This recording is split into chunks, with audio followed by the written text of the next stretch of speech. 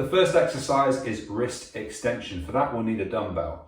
Seated with arm on top of leg, allow the hand just to slightly overhang the knee and grip the dumbbell tight, resist gravity. So this is called an isometric hold, and this is testing the wrist extensors. You can feel them working.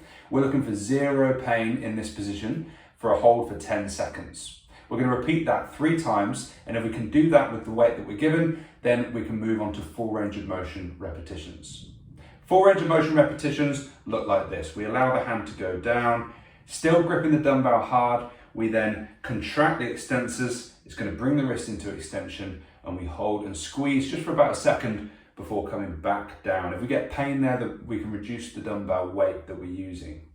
We're going to repeat that for 3 lots of 10 repetitions. And if that's still painful after that, then we can increase the weight and continue to build strength into the affected tendon at the lateral epicondyle. If a dumbbell is not an option or it's causing pain, then we can move to a resistance band. And I've got this looped underneath my foot, exactly the same procedure here. We're going to hold on to that with a tight grip in an isometric hold. And once we can do that for 3 lots of 10 seconds, then we can move on to a full range of motion, ensuring that we don't get any pain. If we do, make it slightly easier for yourself before then beginning to progress. How long does that progression last? Well, until we don't get pain at the lateral epicondyle anymore.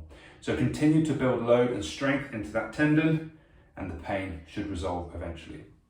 The second exercise for tennis elbow that you must absolutely be including in your rehab protocol is wrist supination and pronation. So for this, I'm using a headless broomstick. You should have things around your house that you can use. A mop, a broom, golf clubs also work well. I'm placing the arm in a fixed position. That's important, trying to keep the elbow stuck to that position and allowing the movement to come from the wrist. Gripping the broomstick hard, I'm slowly moving down into supination.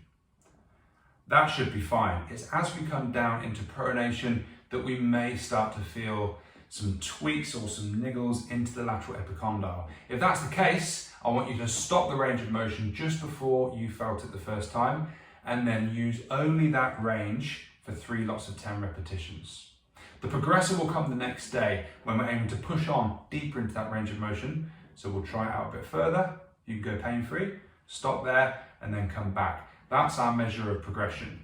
We're going to continue on there day by day until we can eventually make it all the way down. Remember to grip that broomstick hard. And when we can do that, it's 3 lots of 10 repetitions. If you need to progress from there, we can increase the weight of the thing that we're holding. If it's a mop, maybe dip it in a bucket of water. Just find a way to add some weight to that. Make sure that you're doing this in conjunction with the other exercises to finally take care of your tennis elbow.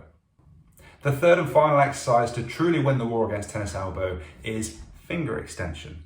Now we can use a standard elastic band for this, but I prefer these things here. You can buy them anywhere where you can buy stuff for only a few pounds. Let's put this thing on our hands before we get going.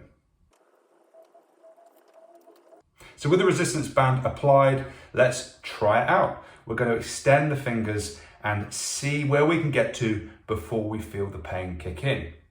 If you find that you're getting some pain somewhere into the mid-range, then stop just short of where you feel that pain and hold that for 10 seconds. If you can do that for 10 seconds without pain, relax, take a quick break, and go again. Let's look for 3 lots of 10 seconds hold in that position. When we can do that, we progress on. So the progression there would look like pushing further into that range before we feel the pain, until you can eventually, over a course of days and potentially weeks, move all the way into a full range of motion. And when we can do that, we can move into full range of motion repetitions, which would look something like 3 lots of 10 reps every day until we're not getting the pain anymore. I would always recommend that when that point comes, you taper down away from the exercises, you move to every other day, you reduce the repetitions until eventually ditching them altogether.